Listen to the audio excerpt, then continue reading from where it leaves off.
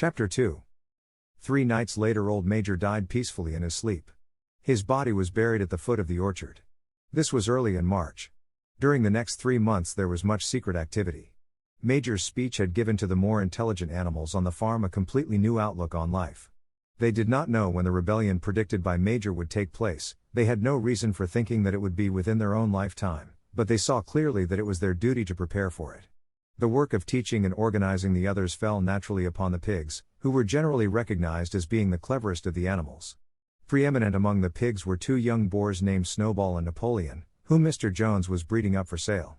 Napoleon was a large, rather fierce-looking Berkshire boar, the only Berkshire on the farm, not much of a talker, but with a reputation for getting his own way.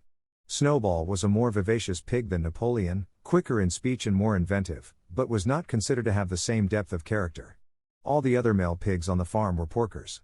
The best known among them was a small fat pig named Squealer, with very round cheeks, twinkling eyes, nimble movements, and a shrill voice.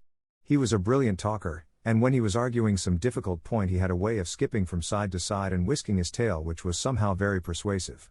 The others said of Squealer that he could turn black into white. These 3 had elaborated old Major's teachings into a complete system of thought, to which they gave the name of animalism. Several nights a week, after Mr. Jones was asleep, they held secret meetings in the barn and expounded the principles of animalism to the others. At the beginning they met with much stupidity and apathy. Some of the animals talked of the duty of loyalty to Mr. Jones, whom they referred to as Master, or made elementary remarks such as Mr. Jones feeds us. If he were gone, we should starve to death. Others asked such questions as why should we care what happens after we are dead? Or if this rebellion is to happen anyway, what difference does it make whether we work for it or not? And the pigs had great difficulty in making them see that this was contrary to the spirit of animalism. The stupidest questions of all were asked by Molly, the white mare. The very first question she asked Snowball was, "Will there still be sugar after the rebellion?" "No," said Snowball firmly. "We have no means of making sugar on this farm. Besides, you do not need sugar. You will have all the oats and hay you want." "And shall I still be allowed to wear ribbons in my mane?" asked Molly. "Comrade," said Snowball, "those ribbons that you are so devoted to are the badge of slavery. Can you not understand that liberty is worth more than ribbons?" Molly agreed, but she did not sound very convinced. The pigs had an even harder struggle to counteract the lies put about by Moses, the tame raven. Moses, who was Mr. Jones's especial pet, was a spy and a tale-bearer, but he was also a clever talker. He claimed to know of the existence of a mysterious country called Sugar Candy Mountain, to which all animals went when they died. It was situated somewhere up in the sky, a little distance beyond the clouds, Moses said. In Sugar Candy Mountain it was Sunday 7 days a week, clover was in season all the year round, and lump sugar and linseed cake grew on the hedges. The animals hated Moses because he told tales and did no work, but some of them believed in Sugar Candy Mountain, and the pigs had to argue very hard to persuade them that there was no such place. Their most faithful disciples were the 2 cart horses, Boxer and Clover. These 2 had great difficulty in thinking anything out for themselves, but having once accepted the pigs as their teachers, they absorbed everything that they were told, and passed it on to the other animals by simple arguments. They were unfailing in their attendance at the secret meetings in the barn, and led the singing of Beasts of England, with which the meetings always ended. Now, as it turned out, the rebellion was achieved much earlier and more easily than anyone had expected. In past years Mr. Jones, although a hard master, had been a capable farmer, but of late he had fallen on evil days. He had become much disheartened after losing money in a lawsuit, and had taken to drinking more than was good for him. For whole days at a time he would lounge in his Windsor chair in the kitchen, reading the newspapers, drinking, and occasionally feeding Moses on crusts of bread soaked in beer. His men were idle and dishonest, the fields were full of weeds, the buildings wanted roofing, the hedges were neglected, and the animals were underfed. June came and the hay was almost ready for cutting. On Midsummer's Eve, which was a Saturday, Mr. Jones went into Willingdon and got so drunk at the Red Lion that he did not come back till midday on Sunday.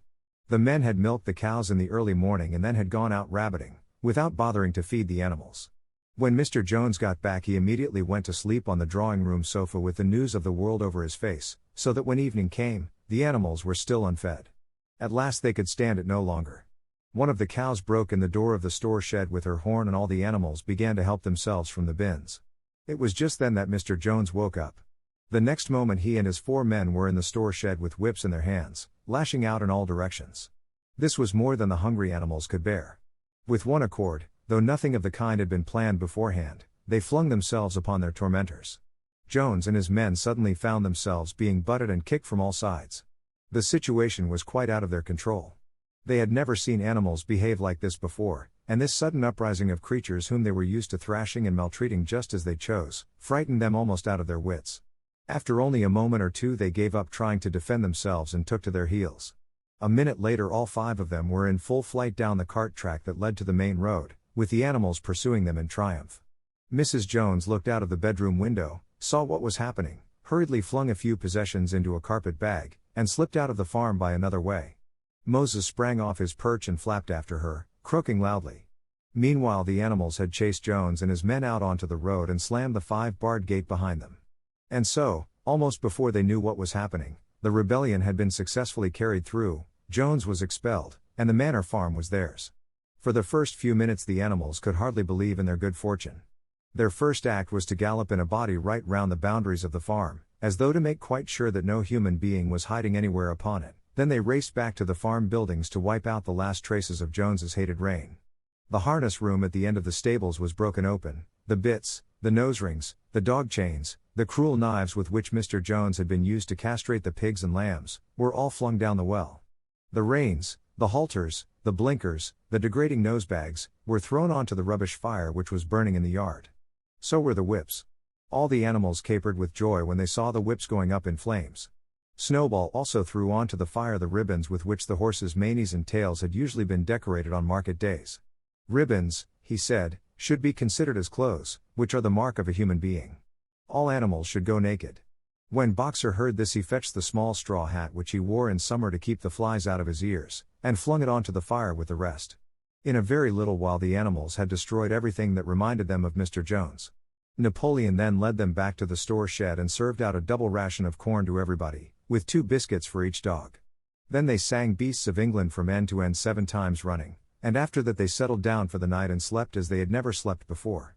But they woke at dawn as usual, and suddenly remembering the glorious thing that had happened, they all raced out into the pasture together. A little way down the pasture there was a knoll that commanded a view of most of the farm. The animals rushed to the top of it and gazed round them in the clear morning light. Yes, it was theirs, everything that they could see was theirs. In the ecstasy of that thought they gambled round and round, they hurled themselves into the air in great leaps of excitement. They rolled in the dew, they cropped mouthfuls of the sweet summer grass, they kicked up clods of the black earth and snuffed its rich scent. Then they made a tour of inspection of the whole farm and surveyed with speechless admiration the plowland, the hayfield, the orchard, the pool, the spinney. It was as though they had never seen these things before, and even now they could hardly believe that it was all their own.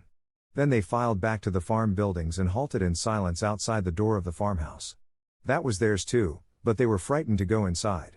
After a moment, however, Snowball and Napoleon butted the door open with their shoulders and the animals entered in single file, walking with the utmost care for fear of disturbing anything.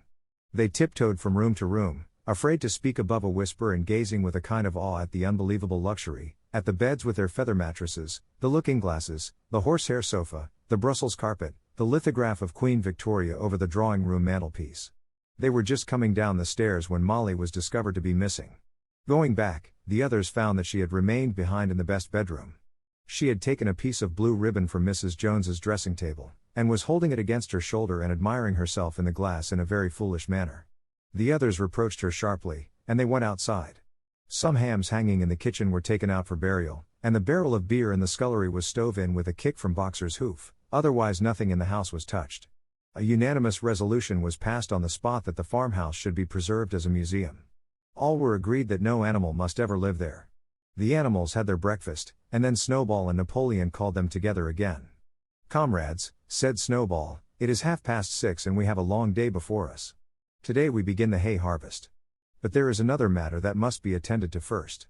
The pigs now revealed that during the past 3 months they had taught themselves to read and write from an old spelling book which had belonged to Mr. Jones's children and which had been thrown on the rubbish heap.